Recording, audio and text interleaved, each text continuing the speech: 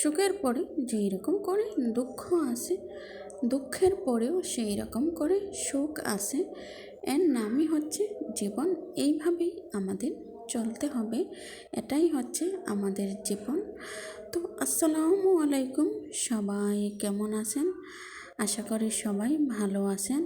আল্লাহ তাআলার অসীম রহমতে এবং আপনাদের দোয়ার বরকতে আলহামদুলিল্লাহ আলহামদুলিল্লাহ আমি এবং আমার পরিবারের প্রত্যেকটা সদস্য আলহামদুলিল্লাহ আমরা ভালো আছি।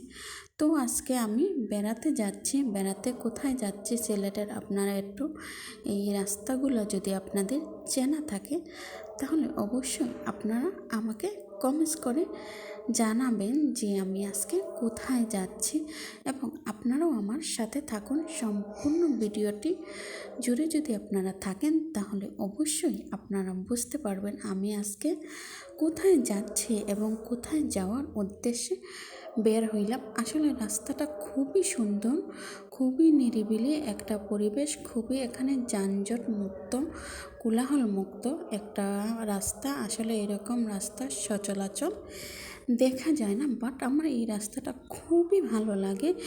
যতবার এই জায়গা দিয়ে আমি কোথাও যাই বা কোথাও ভ্রমণ করি আমার কিন্তু বেশ ভালো লাগে। এই জায়গাটা দেখতে পাচ্ছেন আপনারা, একদম শহর থেকে একটু আউট সাইডে পড়ছে।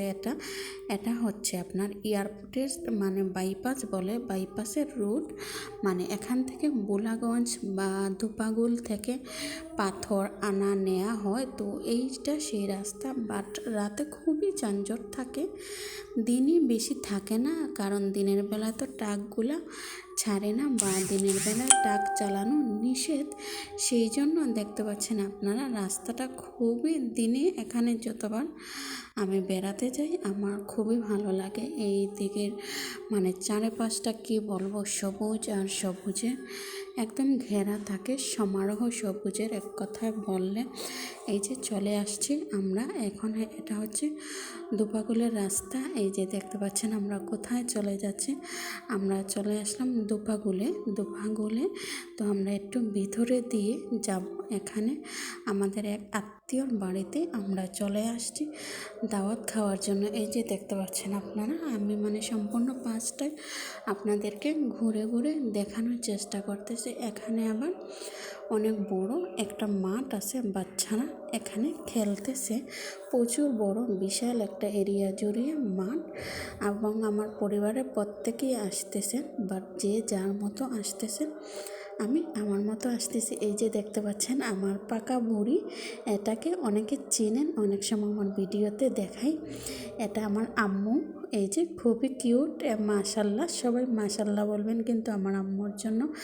আর আপনারা সবাই দোয়া করবেন যাতে আল্লাহ তাআলা নেক হায়াত দান করে এবং সুশিক্ষায় মানুষের মতো মানুষ যাতে গড়ে তুলতে পারে। সবাই দোয়া এবং ভালোবাসা রাখবেন আমাদের জন্য এবং আমাদের পরিবারের সবার জন্য। তো এই যে দেখতে পাচ্ছেন মামা ভাগিনা কি করতেছে, মানে আমি দাঁড়িয়ে দাঁড়িয়ে শুধু দেখতেছি মামা ভাগিনা দুষ্টামি। এই যে কীরকম অবস্থা করতেছে আরিয়ানের মামাকে পেয়ে। এই যে মামার কাঁধে উঠবে, মামাকে নিয়ে কি করবে না করবে মানে কোনো কিছু বুঝতে পারতেছে না। হঠাৎ মামাকে পেয়ে কি যে আনন্দ! আসলে বাচ্চারা নানু মামা এদেরকে পেলে মানে অনেক আনন্দিত হয়, খুবই খুশি হয়। এই যে মামাকে পেয়ে আমাকে ছেড়ে চলে গেছে।